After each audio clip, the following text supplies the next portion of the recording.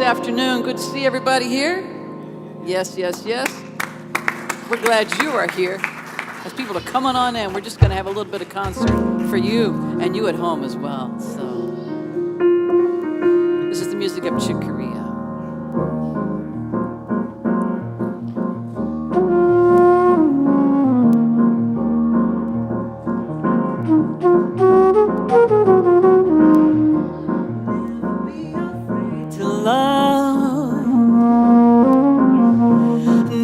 Be afraid to just be.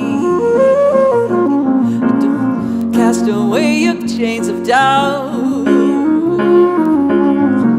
Have the courage to be free. Don't cloud your eyes with others' lives. See only what you want to see. Just duplicate the simple truth. Have the courage to be free. Open your eyes, you can fly. Open your eyes, you can fly. You can fly.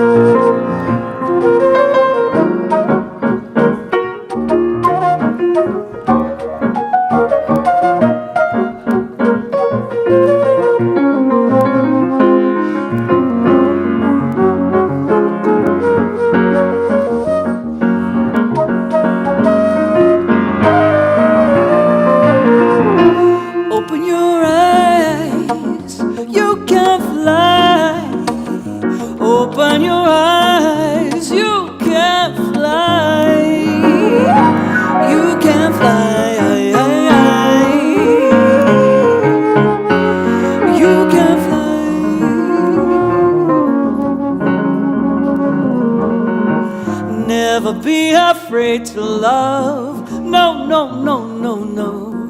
Never be afraid to just be. Just cast away the chains of doubt. Have the courage to be free. Don't cloud your eyes with others' lives. See only what you want to see. Just duplicate the simple truth. Have the courage to be free. Open your eyes, you can fly. Open your eyes, you can fly. You can fly. Yeah.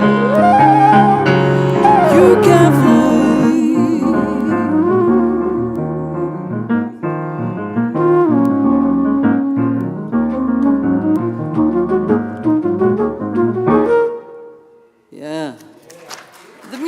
Of Chick Corea. Good afternoon once again. Welcome, family. Welcome, friends.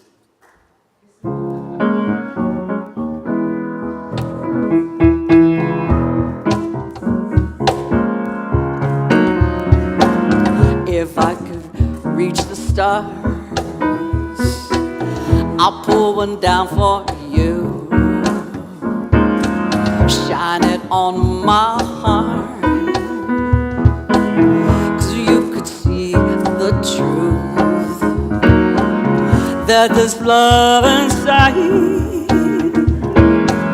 is everything it seems. But for now now I find it's only in my dreams. Come on now. 'Cause I can change the world. I will be the sunlight in your universe. You would think my love was really something good. Oh baby, if I could, I would change the world. I know you know that chorus. I expect you to sing along. I do. Yeah. All right. If I could be a queen, even for a day, I'd take you as my king. I have it no other way, and our love would rule the kingdom we had made. But then I'd be a fool, wishing for a day, come on now, that I can change the world. I would be the sunlight in your universe. You would think my love was really something good. Oh baby, if I could, I would change the world. All right. Yeah. Yeah.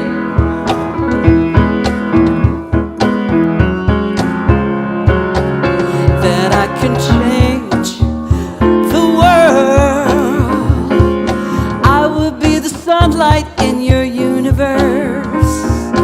You would think my love was really something good. Oh baby, if I could, I would change. Oh baby, if I could, I would change. Oh baby, if I could, I would change the world. Yeah.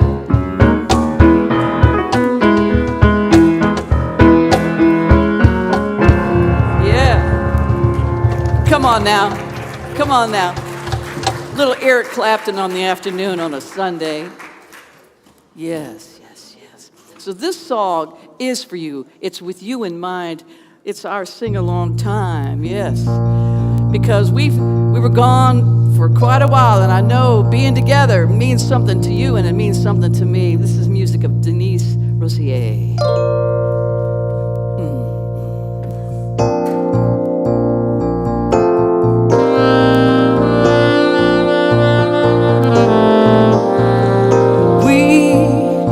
Have come together as a family.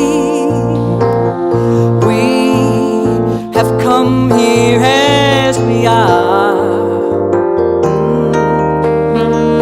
We have come with arms wide open. We have gathered here in love. Spirit is in this, Spirit is in this place.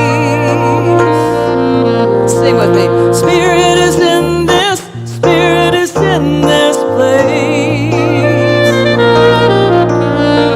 Spirit is in this, Spirit is in this place. Raise the roof with shouts of praise. Spirit's in this place. We sing in celebration. We declare, we sing in words of prayer. Yeah. We affirm all life as sacred. We declare that peace is here. Amen. Spirit is in this, Spirit is in this place. Yeah. Spirit is in this, Spirit is in this place. You're doing great. Spirit is in this, Spirit is in Spirit is in this, Spirit is in this place. Doesn't it feel good to sing together? Amen? Amen.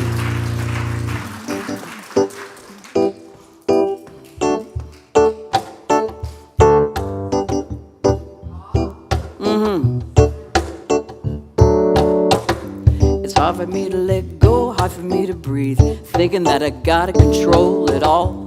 I can feel my worry and anxiety when it's slipping through my fingers and I know it. I've been losing my sleep, I've been losing my cool. I can feel my heart go boom, boom, boom, staring at the ceiling, feeling like a fool. I'm going under and I know it, but I hear you whisper to me. If I lose my grip, I can see that you carrying me. Oh, I'm gonna let it, put your hands together. I'm gonna let it go. 'Cause if I trust it, I can move with the flow, being carried in the current of your love. When I sing into your arms, it's enough. So I'm gonna let it, thank you, I'm gonna let it go.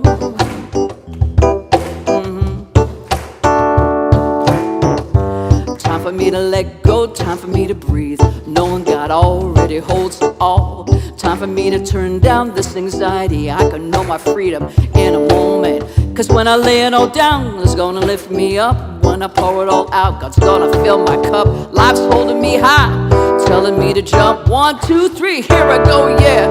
Oh, I'm gonna let it, I'm gonna let it go. 'Cause if I trust it, I can move with the flow, being carried in the current of your love. When I spring into your arms, it's enough. So I'm gonna let it, I'm gonna let it go. Let go of my worries,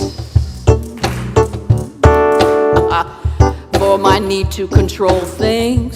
Am I talking to somebody? I'm gonna take you at your word. I'm gonna lay down my burdens. Oh, I'm gonna let it, I'm gonna let it go. 'Cause if I trust it, I can move with the flow, being carried in the current of your love. When I lean into this love, it's enough. So I'm gonna let it, yeah, I'm gonna let it go. Yeah, give it up, give it up. All right. We love that kind of groove, don't we? Thank you so much. This next tune is the music of Jennifer Russell, and we just sweetened it up a little bit. All right. Everywhere I am is holy ground, for I live in God. Somebody say amen. Everywhere I am is holy ground. The power and the presence of your spirit makes my path gentle and easy.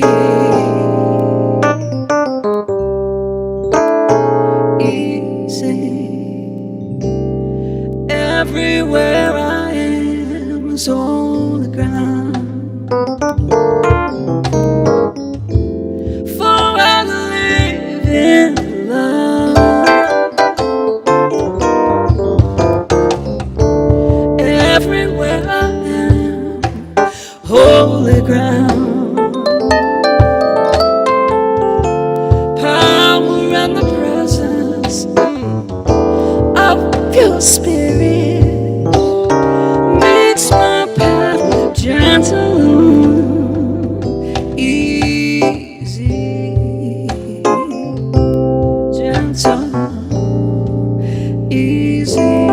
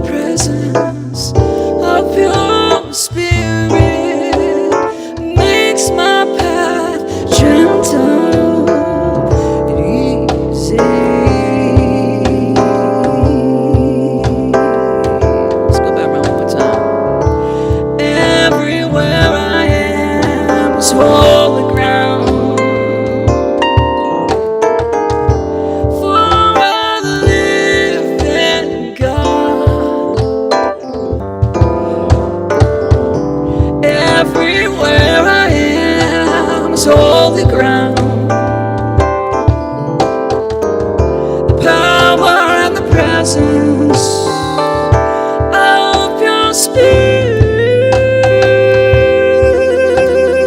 makes my path gentle and easy.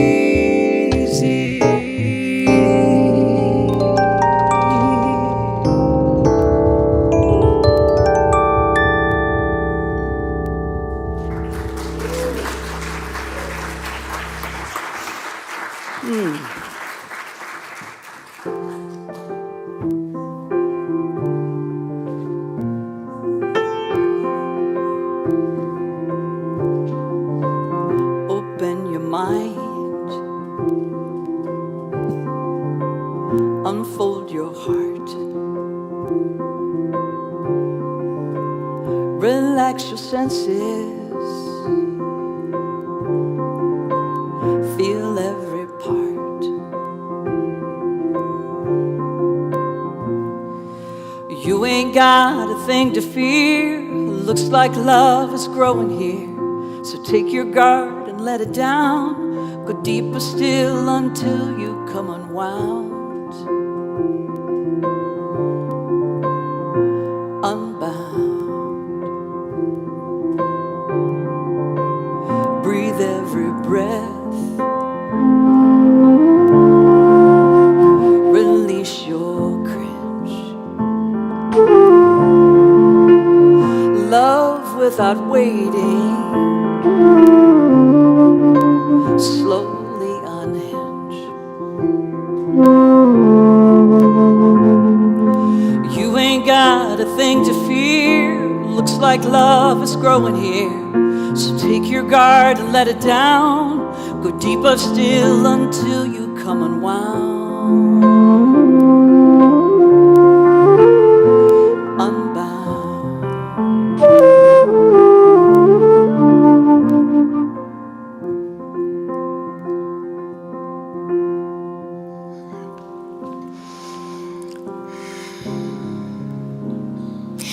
Yes, every step I take is on sacred ground. Every breath that I breathe is sacred. My very being is sacred. And so right now I know that, and I declare very clearly and very consciously that it is so in this room right now for each and every one of us. I take it for myself and I speak it for everyone here within the sound of my voice, now, online, later, whenever. I am programmed for success. I am made of nothing but the intelligence that created this universe. That intelligence created all. From the seeming nothing comes everything. I am part of that, and as such, I have those characteristics. My word is powerful. What I speak goes into that one mind and returns to me multiplied abundantly. And so I know right now that even if I feel doubts, if even I question, my word is still powerful. So I am choosing words that affirm my intelligence, my ability to make good decisions, my ability to be more loving, and the action that comes out of that ability. I extend this to the world. I extend this to the air, the water, the companies, the people, the plants, everything. This word goes forth and multiplies abundantly through every atom, every subparticle in this universe. I declare it is so, and my word comes back to me multiplied abundantly. So I know I am programmed for success, just as is everyone in this room. And should I forget for a moment, I declare that I remember faster and faster. And someone, something is always there to remind me. When I doubt, a thought comes in of a successful endeavor. When I am feeling unsuccessful, I know that some part of me is strong as steel within, and it is the part that is non-physical and knows that it knows that it knows. And I know this for every person within the sound of my voice, that we are here to be successful, to lead successful lives with happiness and joy, with abundance, with creative expression, with loving friends and support, and peace in this world. Peace is possible. I make it possible with every breath I take, every thought I think, and every step of my way. And I declare success, and success in peace, success in healing the wounds of the earth, the wounds of the people, that we come to a greater understanding of who we are and what we are about. Because all we are is the creation of the Most High and the Divine. I take this in on every cell of my body. I take it into my very consciousness on all layers. I know it is so, and I simply say namaste, aloha, blessed be, amen, shalom, and if you care to join, and so it is.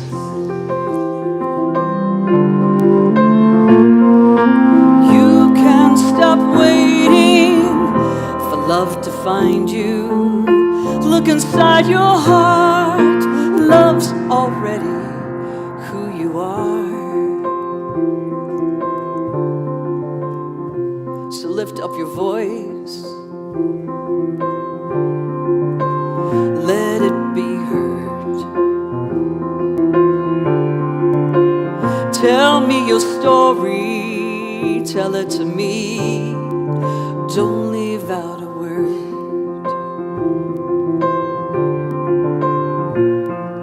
'Cause I think I have been there too, and I'm a seeker just like you. You ain't got a thing to fear. Looks like love is growing here. So take your guard and let it down. Go deeper still until you come unwound. Amen. Unbound.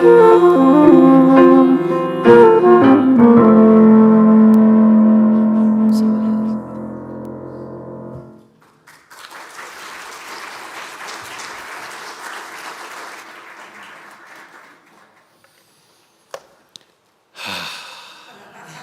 Feels good, doesn't it? Yeah.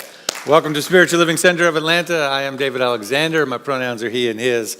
I'm the spiritual director here. It's my great joy to welcome you into this space, into this experience, into this moment. We are continuing a series today on purpose and passion. And our affirmation today related to that passion and purpose is this: I am an individual creation of life, born on purpose, in purpose, with passion. We'll say it again one line at a time and invite you to say it after me, and then we'll say it together a third time, all together with one voice. I am an individual creation of life. Born on purpose, in purpose. Born on purpose, in purpose. With passion. With passion. Yes, together, let's do it together. Deep breath. I am an individual creation of life, born on purpose, in purpose, with passion, and so it is. Give yourselves a hand for being here today. We're going to have a great afternoon. Let's have some more music.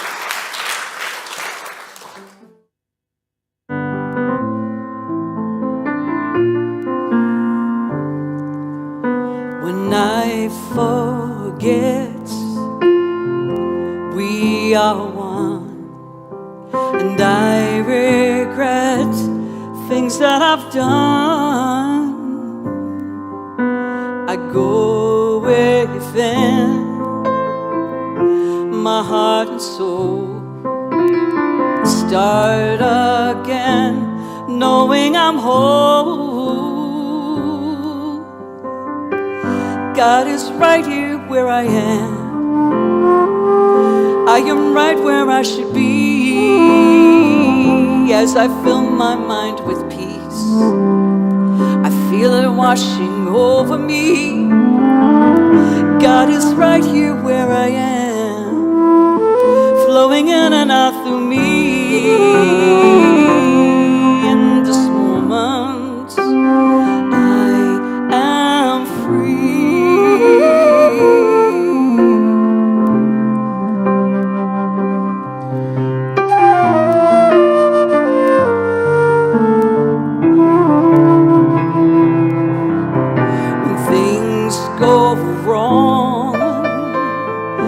when my way is dark, when I lose my song and life breaks my heart, I go within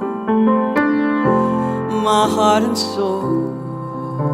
I start again, knowing I'm whole.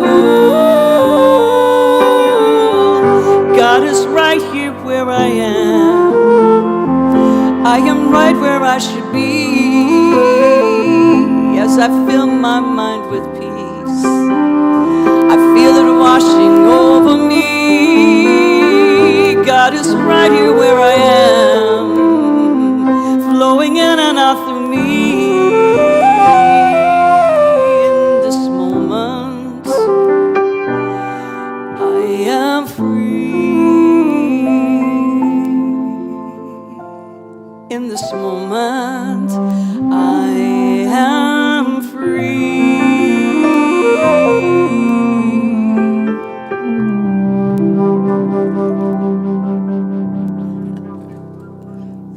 Thank you.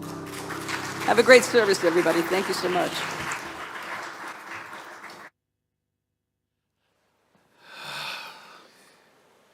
One more time, some love for our music ministry.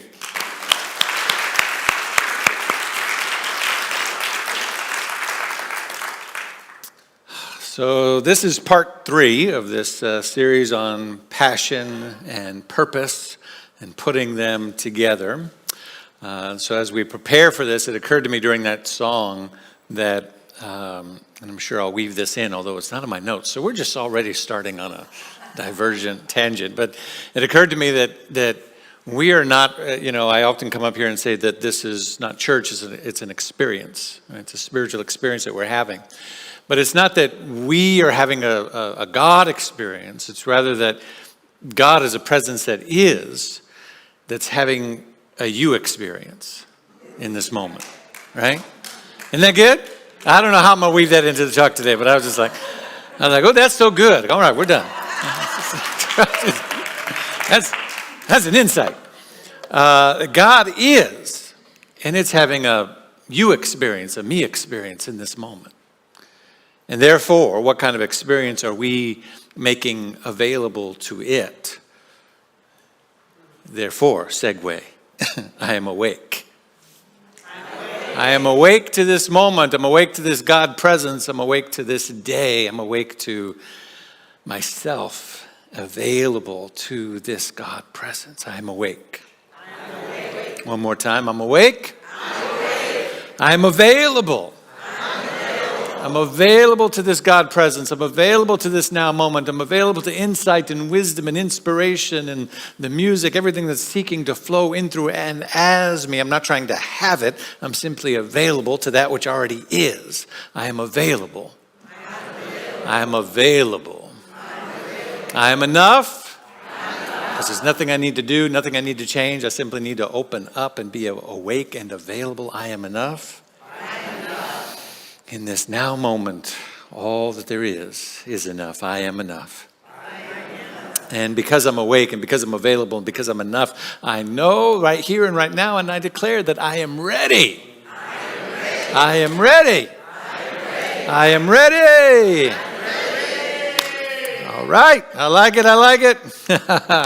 So in this series, we've been using this same set of tools for the whole series, and they are love, joy, and awareness. The spiritual principle is love, because love is all that there is, and it's that God presence that is ever available and present seeking to have its way in, through, and as its creation, and that includes you and me and everything that we see and experience. The spiritual law is joy, because joy works through the law of integrity. Joy is the resonant field that integrity gives off. When everything is in alignment, joy is what we experience. So that's the way the spiritual law works, which therefore keeps us in a constant practice of asking ourselves about our own alignment, our spiritual alignment with our purpose and our passion in life. And the spiritual practice is to just increase our awareness It's not about correcting. It's not about shaming or blaming. It's not about trying to do it right. It's not about perfection. It's just about awareness. Can I become more aware of what my passion and my purpose is and how these laws are working in, through, and as my life? In the first week of the series, we said that we are here to understand that we are surrounded by an infinite intelligence, that infinite intelligence doesn't play favorites, that it simply seeks to express itself in, through, and as all of us. And therefore, everything in the universe has purpose, is made on purpose and in purpose. Therefore, our affirmation, right? Everything in the universe is on purpose and in purpose, including ourselves. That we already know how to use this creative intelligence that is all that there is, because we're using it right now. There's nothing else that we can use. You can't not use the intelligence of God. You are the intelligence of God manifest in this universe. However, we can increase our awareness and increase our constructive and productive use towards our good. Last week we talked about, in week 2 of the series, we talked about being in position. That what does it mean to hear the call of God's purpose for our life, or the purpose that the infinite intelligence, if you have an issue with the word God, or anthropomorphize the deity or the intelligence, simply the intelligence. That there's Gene Houston would say, an intellikey, an intelligence key locked within your consciousness. Can you hear it? Can you sense it? That is pulling you forward into the purpose of your life. And it's doing so through your passions, the things that light you up, the things that you get lost in time in, the things that you would do anyway, regardless of the money, the things that bring you life and joy and enthusiasm and energy, etc. And so, what does it mean to be in position to hear that call? We talked a little bit about the story of Jonah, what happens when we don't listen to the call, listen to the assignment, and get in trouble like Jonah did. What happens when we're hearing something that doesn't feel like it's in alignment? We talked about the Karate Kid, right? Having to rotely do the practice, paint the fence and wash the car and do the thing, right? And what does this have to do with what I'm here to do? It all comes together at the end, right? Some good stuff. If you weren't here last week, check it out. Jonah and Karate Kid, all in one day. And so today, I want to extend it further and say, what happens when we are in a void? What happens when, so to speak, the fire goes out, or we begin to feel lost? We find ourselves, it's similar to the moment where Jonah's in the boat, but not exactly that same metaphor. But it's like as if we are the captain of that ship and we're taking on water. We feel lost. We've lost our map. We've lost our guidance. What am I doing this for? Right? It's that midway through the journey, dark night of the soul experience that many of us have had or will have throughout our lifetime in relationships, in career, in all kinds of endeavors. What happens when as we move in the direction of our passion and our purpose, we will in fact encounter growth opportunities, challenges, things that push us, things that call our attention to be more attentive to our practice and cause us to question everything. Anybody know what I'm talking about? Yeah? And there's moments. That stuff. That's what we're going to talk about today. And first of all, I want to start by saying, well, why does that happen? If God is all there is, and there's purpose in creation and as creation, and therefore purpose in me, and there's the things that light me up, that give me passion, and my job is to wake up and discover those, and then I get on track and I'm doing that. Why in the allness that God is, would there be a moment in which I would feel lost or confused or in the void or challenged or off track or any of that uncomfortable stuff, right? Can it just be easy? Can it just be graceful? Can it just be, just glory to greater glory, as they would say, right? Why is that? Anybody ever ask that question? Yeah, there's a reason for it. And I will tell you what it is in just a minute. My notes just did something very strange. Okay. There's a reason for it. Number one. So why do we experience challenges when reaching for our purpose? Two reasons primarily. Number one, your purpose is always bigger than your comfort zone. Your purpose is always bigger than your comfort zone. So when you are awakening and discovering your passion and putting it to use and doing things in the world and you're moving in that direction, what's happening is that your comfort zone is growing. Right, you're getting some sense of mastery. You've done it. I started the series talking about how this starting this series made me think about how my 20 years is coming up in ministry, and there's a certain level of comfort and mastery that comes with 20 years, with thousands of sermons and all the hours in preparation and the reading and the studying and the classes and everything else, and so therefore. You're always challenged to grow and to stretch beyond wherever your comfort zone is, because your purpose is always bigger than your comfort zone. Mastery requires you to reach, it requires you to stretch, it requires you to grow.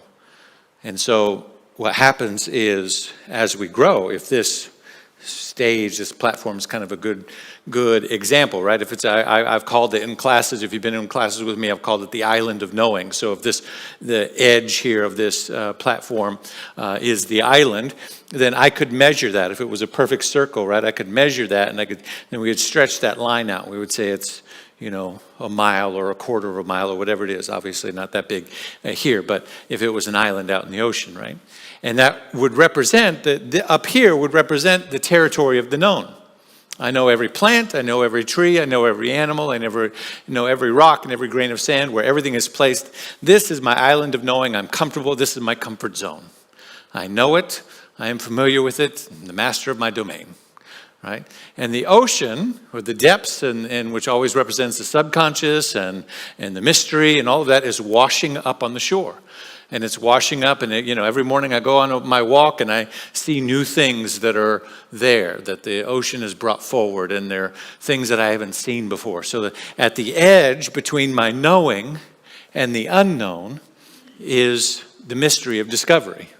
And things that I get to explore, insights and revelations, and where did this come from, and I've never seen this before, et cetera, et cetera. You follow what I'm saying? Now let's suppose after those 20 years of mastery, the island gets bigger. So now instead of the border being right here, it's right where this first row of chairs is, right? Or where the second row of chairs, or whatever the case may be. And so now that circumference is that much bigger all the way around, right? And so again, if I measured the surface area of the island and that line, and now that 1 mile has exponentially grown, it's now 2 miles all the way around, and the surface area is however many more square, you geometry people figure it out. You know what I'm saying, right? It exponentially grows, and so now there's more territory, there's new space for me to explore and know and get familiar with, and after 20 years of doing that, I've got some mastery over that. But here's the thing. As the surface of the known territory grows, so does exponentially the distance between what we know and what we don't know. The walk around the island takes twice as long. The border between the known and the unknown is twice as big. Because the unknown is infinite. And your purpose is always bigger than your comfort zone. So the borderland, the shore, the place of mystery and exploration will always grow as you grow. There's no place in which you suddenly put your tent out and you've got it all figured out. Right? That's a false quest. It's not going to happen. Stop it. Right? So the border continues to grow. So that's number one. Your purpose is always bigger than your comfort zone. Number two, the number two reason why we encounter growth and challenge is simply this. Your ego wants you safe. Your soul wants you free. Your ego wants you safe. Your ego wants you on that island. Your ego wants you to say, build a house and build a hut and do the thing and just sit right here and have your coffee and just be like, I got it. I can see it all from my porch. I'm good. Right? That's the ego. Build your kingdom, build your little empire, build your thing, and know every bit of the territory and be safe. Know what risks can come and what risks can go and how to handle them, and you've prepared and you've got the money in the bank and you've done the risk analysis, you've done the whole thing, you've got it all figured out. And your ego wants you to do that for your relationships and for your finances and for your work and for everything else. Right? That's why as nomads, we settled into areas and we created neighborhoods and suburbs and coffee shops and streets with names on them so we could figure, we didn't have to wake up and go, okay, I got to figure this whole thing out again. Right? We wanted to wake up and go, oh no, this is Main Street here, and it goes east and west, and it connects to 3rd, and if I turn there, then there's a Starbucks on that corner. Praise the Lord. I don't have to search all over the hinterlands to find some good coffee. It's going to be in the same place every time. Right? So we built empire, neighborhood, world, community out of the ego's desire to make it safe, predictable, controlled. But your soul wants you free. Your soul wants you to explore. Your soul wants you to expand. Your soul wants you to leap into that unknown water and discover more territory. And so that creates an internal conflict, which is always asking us to stretch, to stretch, to stretch. And so as we discover our passion and our purpose, and we're in that push-pull dynamic, it's often the case that we can default into judging ourselves by comparing ourselves to others, exploring those feelings that we're not capable or worthy of carrying out our goals or our dreams, that we dissolve into fear and stagnation. This can often lead to fostering an illusion of separation where we feel impotent to step into our dreams, where we take score too soon. We don't allow time for the revelation of perfection or wholeness of our passionate path because we're judging ourselves against others. We're what do they call it now? Doom scrolling. We're doom scrolling. We'll say, well, look at them and look what they have. And look, oh my gosh, they went there and they must have lots of money and I don't. Right? Anybody? Doom scrolling, that's what they call it. Okay. Somebody just went, oh God, that's just right? But if we follow some simple steps, we can recognize those patterns of imperfection, those patterns that would cause us to slip into the void, and recognize them perhaps as necessary elements of the process, but then we wade through them a little bit easier rather than getting stuck in them. And so we begin with what we know. What we know is that the universe delights in expressing itself as us. It delights in revealing itself, and that it has guideposts along the way. That there's no accidents or mistakes, that everything unfolds according to our beliefs in the systems and the natural outcomes. But when we broaden our expectations, we can celebrate the quirks, the unanticipated surprises, the things that happen along the way. And so one of the things to do in that process is to begin with the recognition that sometimes the void is necessary. In farming, they have the experience when they turn the land over and do the same crop over and over and over again, right? The soil gets to a place where the soil gets tired. And it can't yield. The yield begins to go down year after year. And so they have to rest the field, right? Or they have to replenish it with nutrients or pump a lot of chemicals onto it, into the soil, or whatever the case may be, as they tend to do in American farming. But in other parts of the world, what they do is they actually rotate the crops, right? So that it's not doing soybeans or corn every single year and getting tired of that. And it's not like I can't do corn anymore. Oh my God, I'm bored. Not like that kind of tired, but that the void is necessary. It's a natural part of the process because it has to recover to build up nutrients again. But if it rotates, if the fields are rotated, and so it goes from corn to soy to something else, and then every couple of years comes back to that other thing, then those other things leave stuff in the soil if we don't take it all out and do all the homogenizing that we do here. But if we allow some natural process to take place, then things are left behind by the diversity of the crops, and the soil is enriched easier and quicker. It just doesn't become as predictable, watch this, right? For the farming industry to produce the same yield year after year after year.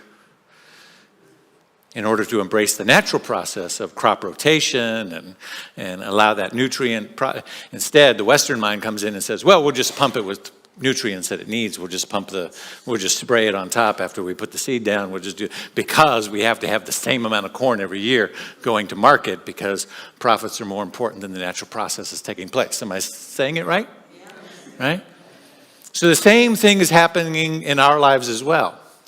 That there are natural tendencies of seasons of void, seasons where the soil is tired, seasons where these things where we need to take deep rest and allow the diversity of other things and ideas to come in order to replenish. I love this idea of latent season. That we sometimes get in with our purpose. And latent really means, you know, sometimes I watch crime shows. Anybody watch crime shows? Law and Order? Like, that. Oh, well, that's not. Yeah. So Special Victims Unit. Oh, okay, well, all right. Right, but I remember one time hearing this concept of the latent fingerprint. And as the story went, it's talked about in the law and order crime, industry, that there are things, and right, this is always behind the plot, there are things that are there that you don't see immediately, right? And they're latent, they're beneath the surface, they're hidden. But it takes a trained eye, or sometimes you got to spray the special chemical and look at it with a certain light, and then you see what was already there. So sometimes there are things in our life in which there is a latent season that we're going through where the thumbprint of God or the thumbprint of the universe is there, but we don't see it. We can't feel it. It's not responding to us in the same way that it always has been. It's dormant according to our perception. Its potential isn't showing up the same way it always has, but it's always there just beneath the surface. That's part of what a void season is about. And so, again, we battle these kind of moments. We encounter these kinds of moments with a trained consciousness with some of these ideas that I want to share with you today. One of them is this. Ernest Holmes says, if the spiritual universe were not perfect, it could not exist for a single moment. The truth is indivisible and whole. God is complete and perfect. Now, in the Bible where it says, be ye perfect even as your Father in heaven is perfect, the word that's used, the Aramaic word that's used for perfect means whole. Be ye whole even as your Father in heaven is whole. And whole, and the idea of perfection as it relates to wholeness, which is how Holmes is using it here, is not a perfection as in without flaw, perfection that meets some sort of standard that is being judged by the outside, but perfect meaning whole, meaning complete, meaning everything is included, right? The universe, if the spiritual universe were not perfect, it could not exist. If it were not a whole, it could not exist, right? If some part was left out, none of it would stand up, right? So the universe is whole because it includes everything. That's not a perfection of standard that we're supposed to meet. It's rather that we begin with the idea that the universe is perfect. The universe includes, watch this, not just the experiences that we want to have, but the universe includes the possibility of all of it. Right? So the rose that blooms is whole, but the rose that's next to it that blooms is also whole. And that one might have, aphid might have eaten some of the leaves, or it might have different this or different that or whatever, right? It's not about meeting a certain standard on the outside. It's that the whole thing is whole and complete because everything is included. Sometimes we don't understand that our purpose and passion is unfolding in a way that is whole and complete, which means everything's included, including the latent season, including the experience of void, including the quiet moments in which we have to kind of rest and regroup and rethink. We're making sense? Even when we doubt our abilities, because we're hardwired for fear. We're hardwired for basic instinct survival. That's, again, why the ego wants us safe and to set up our little fiefdom of predictability, right? But even when that's going on, there is something happening beneath the surface. So if the spiritual universe were not perfect, then it could not exist. So we begin with just this resting idea that God is all that there is. So even though I'm looking at my experience in this moment, doesn't feel like it's always felt, it's not unfolding the way it's always unfolded, maybe there's something latent happening here. Maybe there's something dormant happening here. Maybe there's a request for me to slow down and to look beneath the surface and allow something else to emerge.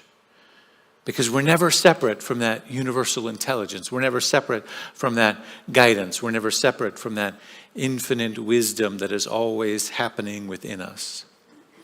We see now in the world today, externally, companies that build this process sort of wholeness into it. The company Intuit, they have an award every year for it's called the Failure Award. It's for the most spectacular idea that failed, right? They award it. Now think about what that does in the mindset of the company as they say, we want you to try, right? We want you to experiment. We want you to explore. We want you to come up with things that don't work. Because just behind the 10 or the 100 things that don't work is the idea that does. Right, sort of the Edison principle, right? We all hear this myth about how Thomas Edison, hundreds and hundreds of experiments, which that part's not a myth, that part's true, but hundreds and hundreds of times that he tried and didn't work, and then suddenly the light bulb came on.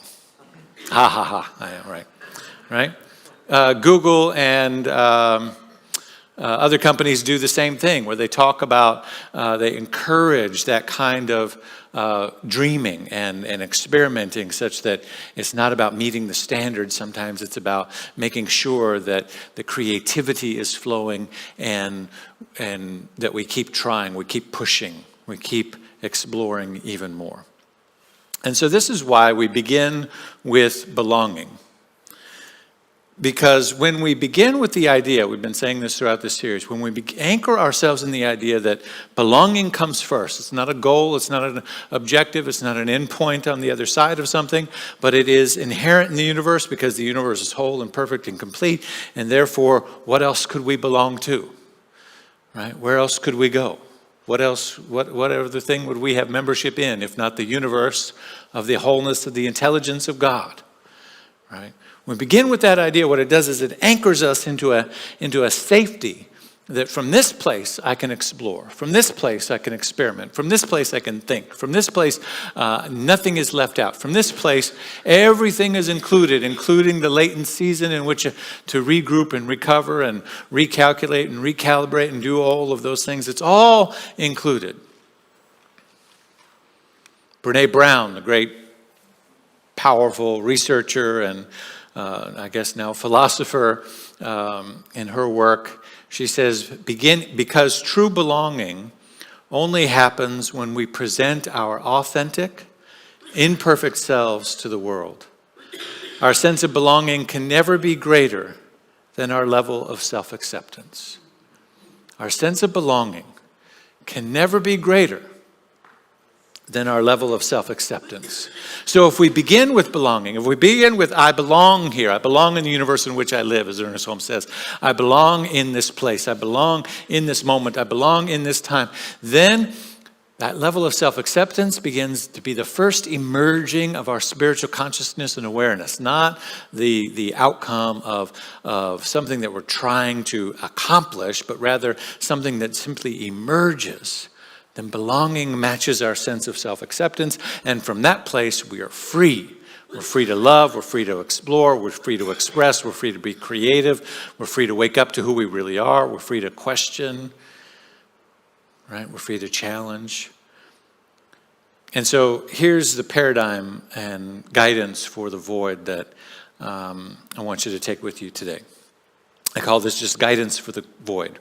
Look, feel, rest, and reset. There's lots of ways that we can experiment and look at these ideas. Let's start with look. Look at the foundational belief that we have about the void. Right? When we find ourselves in a latent season, when we find ourselves where the pattern isn't working, what we're doing, what we've always done isn't yielding the same creative results in relationship and work and in any creative endeavor, then begin by simply looking and saying, what is my fundamental belief about the void? If my fundamental belief is that the void is a punishment, the void is evidence that I'm doing something wrong, if I must be on the right, if all that self-doubt stuff starts coming in, then that becomes our work, is to look at that and to examine it and say, you see, here again, why beginning with belonging is so important. If we begin with belonging, then we can challenge our beliefs and say, well, given that I know that I belong, given I know that God is all there is, given that the universe is a universe of wholeness and I can't belong anywhere else, so therefore everything is perfect right here, right now, then why is this belief about the void or the season that I'm in coming up? What is that belief about? So belief becomes an examination, not something I'm trying to get the right beliefs, right? But rather just something I get to examine and get to critically look at. So we therefore assume that there's purpose to everything, even though we don't see it. And then we ask ourselves, well, what have I been tolerating, right? Maybe I've been tolerating something for so long that the universe finally said, let's take a break here. Let's reset a little bit. So we begin to look. Then we begin to feel all of the feelings. Well, what would happen if it didn't work out that way? What would happen if everything that you're pushing yourself into, everything that you're striving for in career, everything that you're striving for in relationship, everything that you're striving for financially, what if for some reason, unbeknownst to you, it didn't happen that way? And just feel what comes up when you explore that idea. Right? Do you go into panic? Do you go into, hyperventilating like I do? That's what I do. Right? Right? So literally have to catch my breath and go. And it's not about fixing that, it's about feeling it. Just feel that for a minute. And then you begin to breathe, begin to rest, because you go back to the very beginning. God is all there is. I belong in this universe. This universe is a universe of wholeness. There's no other place that I could possibly be. Everything is on track because everything's on purpose and in purpose. And so therefore I have the freedom to figure out what that feeling is about. Where does it come from? Who put it there? How did it get programmed? And how can I get rid of it? How can I process it? Ask it for what it needs from me. Thank it for being in my life and release it and let it go. Right? Instead of the feelings controlling and running us from the background. And so from that, as we feel everything that we need to feel, we can rest. We can give ourselves permission to do less. We can give ourselves permission to spiritually connect more. We can give ourselves permission to connect with the body temple and do things that allow ourselves to deepen our spiritual connection. And then from that place, we can begin to reset. And just like the field that now has, from that rest period, diverse nutrients in it again, we reset and set off on a new question. The last one, which kind of wrapped inside of all of this, which is all of this is doing, is kind of exploring what I call the lie. And I think everybody on their spiritual quest at some point in their life should ask themselves, well, what is the lie? The lie that you tell yourself. It's not just about the void, but the lie about life, the lie about yourself that crops up in these void moments. So if you think of where you're at emotionally when you're at your most anxious self, right? Everybody go there for just a second? I promise I won't leave you there, right? When you go there, when I'm in my most anxious self, just ask yourself, what is the lie? In other words, what are you telling yourself in that moment? And it usually has something to do with, I'm not enough, I don't deserve it, I'm not worthy, right? So, something in that neighborhood of those ideas and thoughts. That's the lie. And we go back and we reset and we say, well, since God is all there is, since the universe is a universe of wholeness and perfection, then that really doesn't have any place. Now, it's serving me in this moment because it's allowing me to examine, and therefore my island of knowing is growing, and I'm grateful for that. But ultimately, I'm not here to be driven by the lie. I'm here to be driven by my passion and purpose and allow the lie to take a back seat. Are you following what I'm saying? Yes. All right, take a breath. There's a great poet from the Pacific Northwest who I love, David White, and I've got several of his works, and some of them I've put in my journals that I read on a regular basis, like, things that come up, birthdays and anniversaries and New Year's and whatnot. It's like I always go back to some of the same core things as a way to help reset myself. And this is one of them from David White. It's called Sometimes. Pull it up again. It says this, so just take a breath.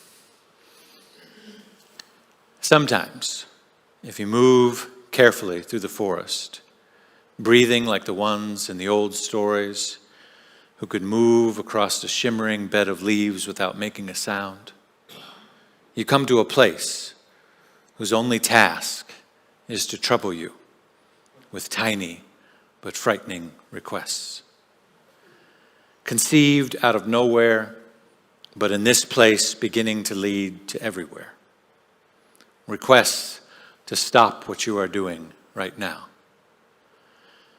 And to stop what you are becoming while you do it. Questions that can make or unmake a life. Questions that have patiently waited you. Questions that have no right to go away. Sometimes, if you move carefully through the forest, breathing like the old ones in the stories, who could move across a shimmering bed of leaves without making a sound, you come to a place whose only task is to trouble you with tiny but frightening requests. Conceived out of nowhere, but in this place beginning to lead to everywhere. Requests to stop what you are doing right now and to stop what you are becoming while you do it. Questions that can make or unmake a life. Questions that have patiently waited you. Questions that have no right to go away. And so in this moment, we simply take a breath and acknowledge that there is a power and a presence in a life of God that is moving in, through, and as all life and all creation at every moment and every time. That includes this moment. That includes any moment in our life in which we have felt, whether it is today or some other period in time that we connected to through today's message, that we have been in a void, in an empty space, lost or adrift in some way. That in those places, that first and foremost, we're never lost because God is all there is. That secondly, that the void is serving us, that there are a resting that needs to take place, a deepening that needs to take place, a release that needs to take place, thoughts and beliefs and lies that need to be examined, that the void is serving us first and foremost. And that as we lean into those spaces, we find the ability to reset and to recover and rediscover passions and purpose and direction for our life and for our relationships, for our finances, for our career, for all things, for our health and well-being. We find God pouring itself into us again in infinite creativity and enthusiasm and joy overflowing because we've given ourselves permission to be an empty vessel, to open up and to be refilled with the dynamic presence of good that is all that there is. This is how we navigate the void, to look, to feel, to rest, and to reset. And in doing so, become a more dynamic vehicle through which the dynamic presence of God, wholeness, love, beauty, creativity, joy, enthusiasm, pressed down and overflowing, can move into our life and into the world, creating justice and peace and wholeness and a world that works for everyone, more available through the passionate expression of our gifts, talents, and treasures. So for this and so much more, I'm truly grateful and thankful for this wisdom and guidance, for these guideposts along the way of life's journey. And I know that it serves me and everyone within the sound of my voice well and very well, as I call it, good and very good. And so it is. Peace and blessings. All right. Take a breath. Yes, yeah, that's good. Thank you.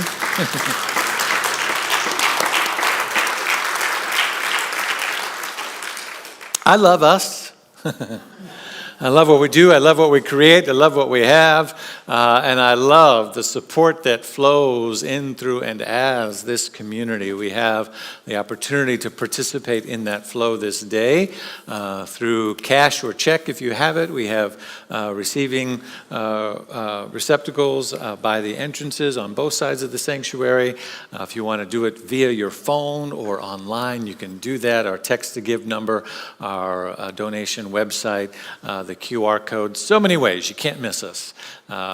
And we certainly appreciate all of the love that flows into this center through the focused and concentrated effort that each one of us makes, even if we've already done it and set it up automatically to happen monthly.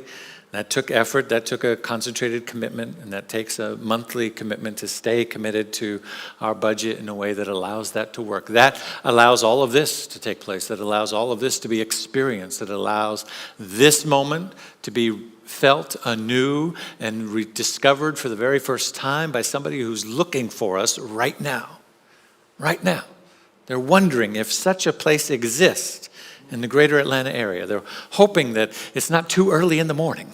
Oh, we got good news for them. They can sleep in. They're hoping that it's easily accessible. They're hoping that they're hoping that, you know, they can get some good food afterwards. They're hoping that it'll feed their soul, and they're hoping that, you know, maybe it won't take up too much of my day. Oh, I don't want to go to that place, and they're starting to ask me to come 3-4 times a week to this class and that class and this thing on this night. Now, maybe I could get it all done in one. Some education in the afternoon, some food, all done in one. They're hoping for a place just like this, and this gift makes it possible. This gift makes it possible for them to discover that. To say, raise their hand and say, I'm here for the first time. We make that moment possible by our generous contribution. So we hold our gifts in our hands. We give great thanks for all of the ways in which Spirit has blessed us, and we are allowed to bless those around us as we bless this offering with these words. I live in a universe of abundance. As I freely and joyfully give, I join in the divine flow. All that I search with life returns to me multiplied abundantly, and so it is. So it is. Peace and blessings.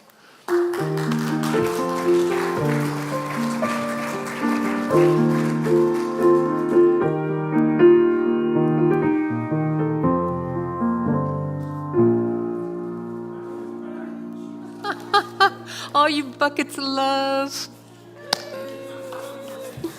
I'm Mally Lapitte. My pronouns are she and her, and I gladly serve on the creative arts team here at the Spiritual Living Center of Atlanta. Did you miss me? Yes, we did. I got some good doppelgangers. Blah, blah. I got some good doppelgangers in there. Is that right? For those of you who want to know more about our center or how to become a member, please connect with a member of our welcome team after service in the lobby or online. If this is your first time at SLCA, please stand right now and raise your hand so we can acknowledge you. Any newcomers? All right, hello, welcome.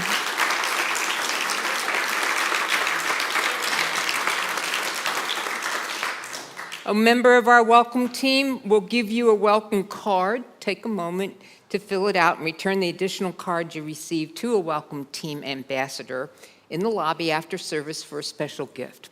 Welcome, you belong. We have so many great opportunities to connect, grow, serve, give at SLCA. So for more information about today's announcements and other opportunities, scan the QR code found on your monitor. Join Reverend Dr. David Alexander today during our 5 o'clock hour for an ongoing conversation in exploring ways to put our vision of a world that works for everyone into action. Did you know that SLCA has a monthly game night? I do. Yeah. Members of our community have been connecting the last Friday of each month. Bring your favorite snack and join us for a wonderful night of fun and fellowship happening in the social hall this Friday, August 25th, 6 p.m. Are you a mystic, a lover of humanity, or someone that's ready to change the world? If your answer is yes to any of these questions, then say yes to joining Reverend Dr. David Alexander next Sunday, August 27th, during the 5 o'clock hour for this ongoing workshop on conscious activism. This workshop will take place in room 217.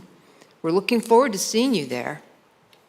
Have you checked out the newthoughtheducation.com website? There are some wonderful on-demand classes waiting for you and I. This is also a wonderful way to share our teaching with a friend. Just text them that link. Say, I'll see you there.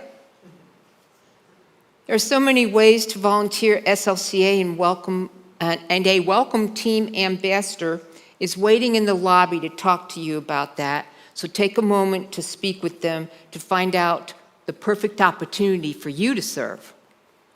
SLCA is thrilled to host the 2023 CSL Member Council virtual gathering. We'll stream live from our beautiful sanctuary right here on Friday evening, September 29th. Register now and receive the early bird discount by scanning the QR code on the screen to attend the entire conference or to reserve your space in the sanctuary for the Friday evening event. Will all practitioners that are available for prayer this afternoon make yourselves known in person and in the online chat right now to be recognized? Hello. Thank you all. We welcome each of you that are in need of prayer to remain in the room or reach out to a practitioner online for one-on-one prayer with a licensed practitioner. In-person practitioners will be sitting in chairs in the back of the sanctuary following service today. Thank you so much for joining us today. We look forward to visiting with you after the service in the social hall down the hall for food and fellowship. You belong. Yay, thanks, Mally. Let's sing together, shall we? On your feet.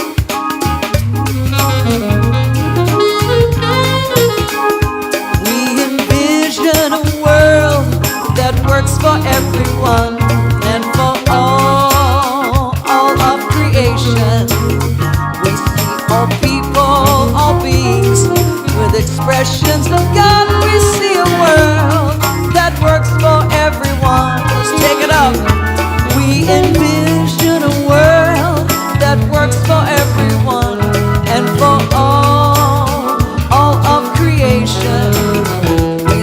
All people, all beings, as expressions of God, we see a world that works for everyone. We see a world that works for everyone. I see it, I see it. We see a world that works for everyone. Everyone. Have a great weekend, everybody.